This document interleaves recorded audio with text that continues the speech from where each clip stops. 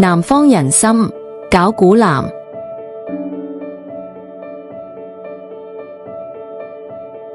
明代洪武年間，有一位叫朱肅嘅親王，佢係明太祖朱元璋嘅第5個仔，被封為周王，就凡開封。朱肅對權力鬥爭冇興趣，反而專注研究農學同醫藥學。佢有感於百姓喺饑荒時期缺乏食物，決定編寫一本救荒植物志。佢派人將採集到嘅野生植物移植到王府植物園，親自觀察記錄，掌握第一手資料。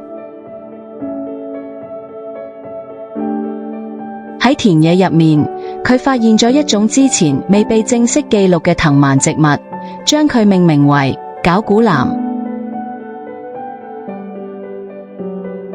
佢詳細記錄低絞股藍嘅樣貌：生田野中，延蔓而生，葉似小藍葉，短小較薄，邊有鋸齒。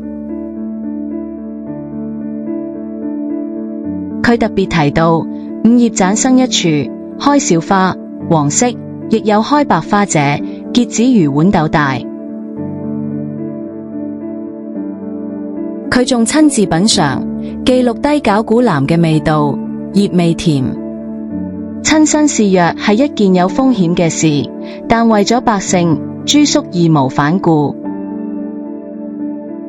救荒本草嘅主旨係救饑，朱肅寫低食用方法：採葉烚熟，水浸去邪味，研末塗洗淨，油鹽調食。救荒本草於明朝永樂4年1406年刊行，總共收錄414種可食用植物，係歷史上最早記載絞股藍嘅文獻。朱肅嘅救荒本草唔單止救咗無數百姓，更成為中國本草學嘅重要典籍。絞股藍嘅故事亦由明朝一直流傳到今日。全國中草藥彙編，人民衛生出版社，1975年。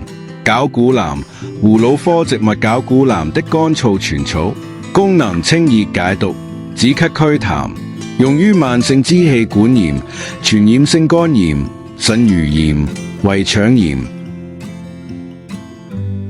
本書係1975年出版嘅國家級中草藥工具書，收錄嘅內容經過嚴格考證，代表現代中醫藥對絞股藍嘅官方認識。中華本草，國家中醫藥管理局編委會1999年。絞股藍味苦、微甘、性涼，歸肺、脾、腎經，功能益氣健脾、化痰止咳、清熱解毒，主治體虛乏力、虛勞咳嗽、咽喉疼痛、高脂血症等。從明代救荒本草嘅形態描述，到現代國家藥典嘅功效確認，絞股藍嘅藥用價值經過600幾年嘅驗證，備受肯定。今日分享一道絞股藍養生茶。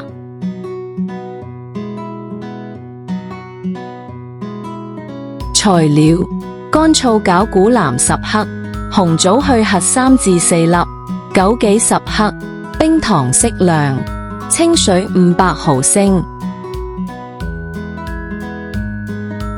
先將絞股藍、紅棗、枸杞用清水洗淨。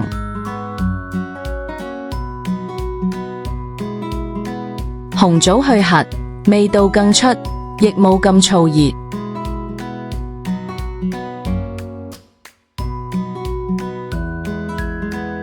將處理好嘅材料一齊放入陶壺，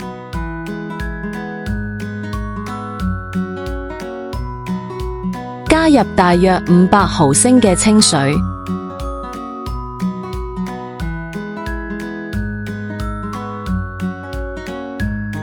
放上灶台，用慢火熬煮大約20分鐘。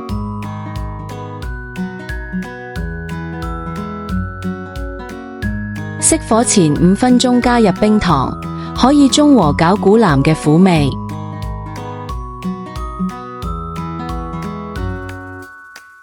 煲好之後用竹西格去茶渣。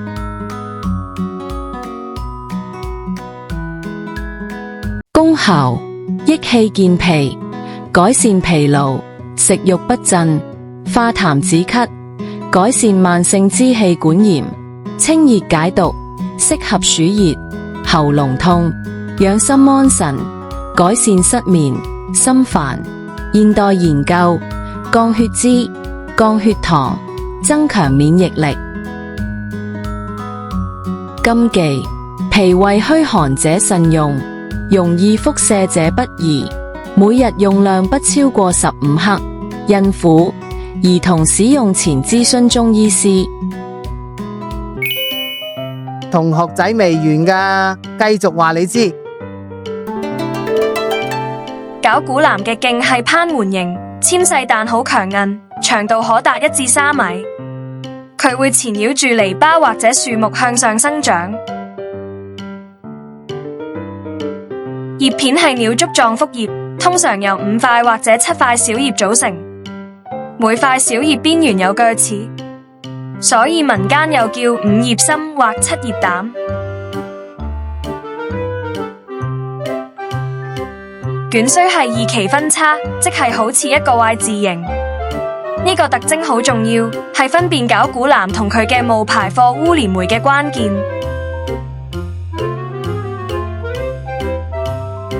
夏秋之間開花，花係淡綠色或者黃色，好細朵。果實係球形，初時青色，熟咗之後變紫黑色，好似一粒粒小豆豆。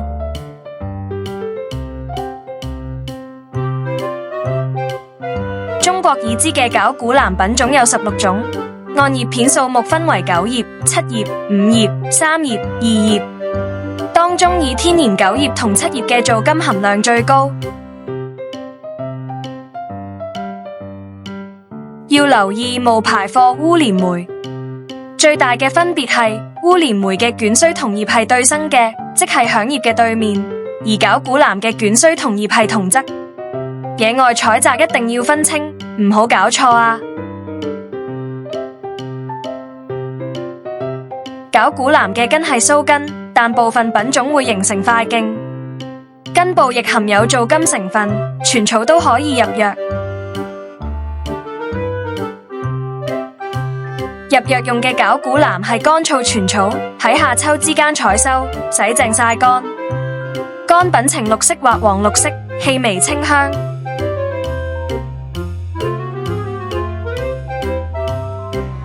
絞股藍嘅有效成分係絞股藍皂苷，其中多種皂苷同人參皂苷結構相同。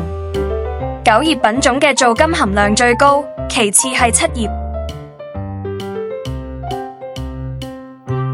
最佳採收期係夏末秋初，植株開花之前。呢個時候皂苷含量最高，藥效最好。